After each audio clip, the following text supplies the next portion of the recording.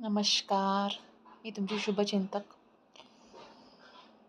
आजचा टॉपिक आहे, आपण सतत या मीडियावर बघतोय, law of attraction, manifestation, 369 technique, ho'oponopono.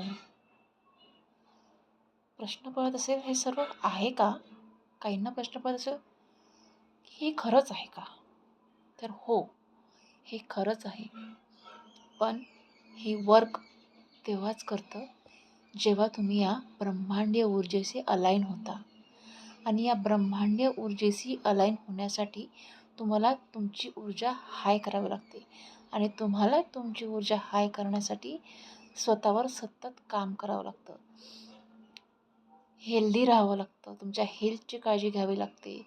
तुमच्या मनाची काळजी घ्यावी लागते. सतत मेडिटेशन करायचं असतं. स्वतःच्या मनाचा ताबा स्वतःला घ्यावा लागतो. स्वतःच्या शरीराचा ताबा स्वतःला घ्यावा लागतो. म्हणजेच काय, की मी काय खायला हवं, काय खायला नको. स्वतःच्या रुटीनचं काळजी स्वतः घ्यावी लागते. आणि स्वतःला नेहमी हाय एनर्जीशी कनेक्ट ठेवावं लागते. तेव्हा हे सगळे जे नियम आहेत, law of attraction, manifestation, 369 technique, ही तेव्हा वर्क करते. म्हणजेच आपल्याला जे काही आयुष्यात मिळवायचं आहे ते ऑलरेडी मिळालेलं आहे. आनंदात राहायचं. अरे त्या आनंदात राहायसाठी सर्वात पहिले तर तुम्हाला तुमच्या हेल्थवाईज काम करायला पाहिजे. म्हणजे तुमची हेल्थ जर स्ट्रॉंग नसेल, तुमचं काहीतरी सतत दुखत खुपत असेल, तर तुम्ही स्वतःला शांत ठेवू शकत नाही. हे झालं हेल्थी. मानसिक आजार म्हणजे मनात पण सतत गोंधळ, विचार, ओव्हर थिंकिंग चालू असेल, तरी तुम्ही स्वतःला शांत ठेवू शकत नाही. तर ह्या दोन्ही गोष्टी तुम्हाला मिळवण्यासाठी आधी ध्यान करावे लागेल, एक्सरसाइज करावं लागेल. तुमची बॉडी, मन, विचार, चित्त, बुद्धी सगळं एका लयीत आणावं लागेल.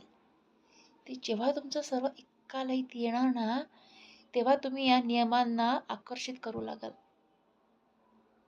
आणि तेव्हा तुम्हाला जे हवं ते मिळेल.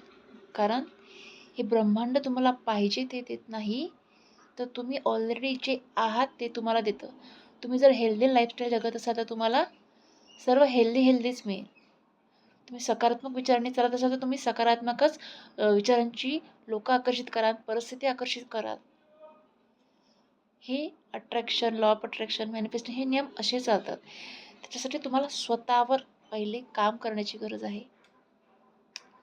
स्वतःला अपडेट आणि अपग्रेड करण्याची गरज आहे. थँक्यू.